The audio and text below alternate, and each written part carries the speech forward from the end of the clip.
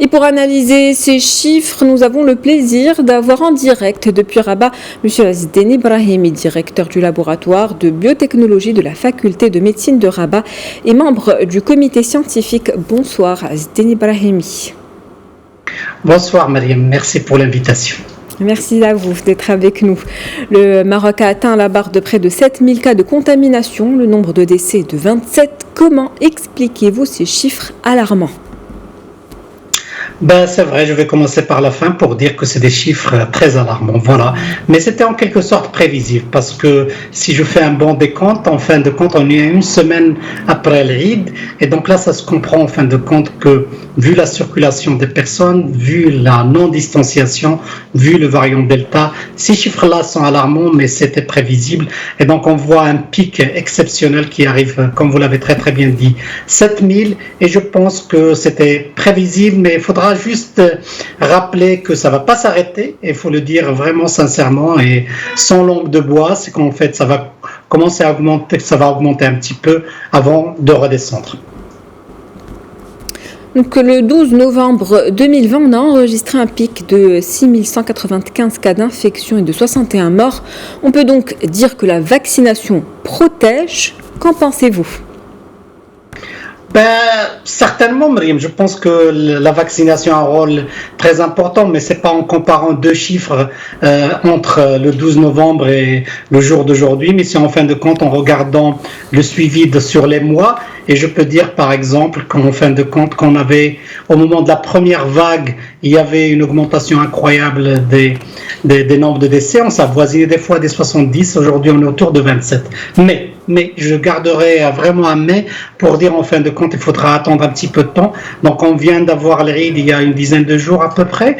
Et là, il faudra attendre peut-être une dizaine de jours pour être sûr des chiffres qu'on est en train d'avancer. On aimerait bien. Voilà, le souhait, ça serait en fin de compte qu'il y aurait une dissociation entre la courbe des décès et la courbe plus ou moins d'infection. Mais n'oublions pas, entre les deux, il y a la courbe de remplissage des lits de réanimation, des soins intensifs. Et là, c'est très critique parce que là, on est, en fait, je pense qu'on avoisine les 800 lits et là, on va arriver à un chiffre très critique et on sait quand on a vraiment la capacité laitière au niveau des réanimations, des soins intensifs est vraiment comblée. On se retrouve dans des situations qu'on ne voudrait pas se retrouver en fin de compte, et c'est-à-dire vraiment choisir entre les patients.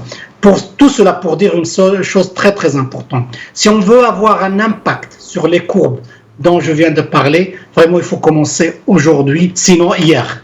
Parce qu'en fin de compte, ça prendra une semaine, une dizaine de jours pour voir l'impact. C'est pour cela que c'est essentiel qu'on se remette en question et de revenir plus ou moins à ce qu'on faisait très très bien auparavant. D'accord, et donc selon vous, cette flambée des cas, est-ce qu'elle signifie que le variant Delta est très présent au Maroc ? Absolument, Myriam, je pense qu'il n'y a aucun doute en fin de compte. Je donnerai un exemple très rapide que les gens vont comprendre. Généralement, ça prendrait un petit peu de quelques semaines pour aller du début de la vague jusqu'à le pic. Là, on l'a fait en 4 semaines et rapidement. Et donc là, c'est très très clair et les chiffres le démontrent vraiment très très bien. C'est en fin de compte que ce variant-là, il est vraiment très virulent. Il passe rapidement d'une personne à une autre. Et on le répète souvent en fin de compte pour dire qu'il y avait le virus de Wuhan, puis après il y a le variant alpha qui est à peu près à 60% plus circulant que celui original.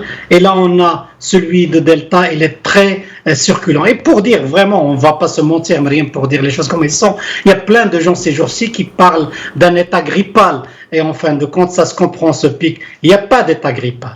Il n'y a pas d'état grippal. Il y a le Covid, la Covid, il faut vraiment faire attention. Donc il faut faire attention. Et cette recrudescence des cas de contamination, à votre avis, elle ne risquerait-elle pas de perturber la campagne de vaccination en ce moment même ? Nous, ce qu'on a essayé de faire, le Maroc le fait très très bien et heureusement, on a ramené plusieurs millions de doses, ils sont là, et en fin de compte, on va faire une course-poursuite, c'est ça la réalité. Il y a la circulation de Delta qui va augmenter, et on va essayer de faire le plus rapidement possible, vacciner le maximum de personnes pour voir un impact dans quelques semaines, c'est-à-dire 2 à 3 semaines, voir l'impact de la vaccination. On a des chiffres très très intéressants au niveau de la vaccination. Bientôt, Inch'Allah, on sera entre 30 et 35% de complètement vaccinés, et on sera à peu près à 50% de la population cible à vacciner, mais à côté de ça, il faudra qu'on vaccine le maximum de personnes, et je suis très content de voir qu'il y a plein de Marocains qui se sont rués pour se faire vacciner aujourd'hui, mais il faudra le faire aussi dans de bonnes conditions, parce que ça sert à rien de se ruer sans distanciation, sans masque, parce que là on créera des foyers de contamination. C'est bien de se faire vacciner, mais vraiment en essayant de le faire dans l'ordre et en respectant les gestes barrières.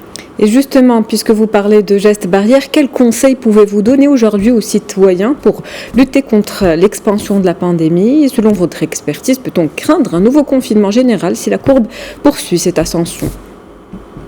Maryam, je ne pense pas que vous avez besoin de mon expertise de me dire qu'est-ce qu'on doit faire. Tout le monde le sait, parce que là, après une année et demie, en fin de compte, tout le monde sait ce qu'on doit faire. C'est en fin de compte ce sentiment de vraiment de sécurité qu'on a eu. Et l'Aïd, je comprends, les gens sont fatigués, mais là, c'est vraiment, à travers mon passage, je voudrais vraiment lancer un appel pour dire vraiment, les gestes barrières, c'est quelque chose d'essentiel. Prière de revenir à ces gestes barrières, la distanciation, le port de masque. Je vous en prie de le faire pour vous sauver vous-même, pour sauver les gens que vous aimez et pour sauver ce pays aussi. C'est très très important quand on parle de ça. Se vacciner. Je pense là, alhamdoulilah, je suis très content de voir que le maximum de Marocains veulent se vacciner. C'est quelque chose de très bien.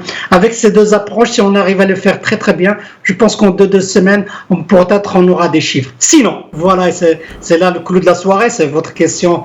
Parlant en fin de compte de confinement, tout le monde sait ce qu'on doit faire. Donc on a commencé avec des restrictions. Malheureusement, si ça marche pas, on sera avec des mesures plus strictes, et malheureusement on peut aller au confinement parce que l'essentiel c'est de sauver des vies marocaines, et n'importe quel prix, le coût, ça nous intéresse pas. L'essentiel c'est de sauver ces vies marocaines, et c'est quelque chose d'essentiel pour nous, malgré que le coût des fois pourra être très élevé, mais une vie marocaine ça n'a pas de prix.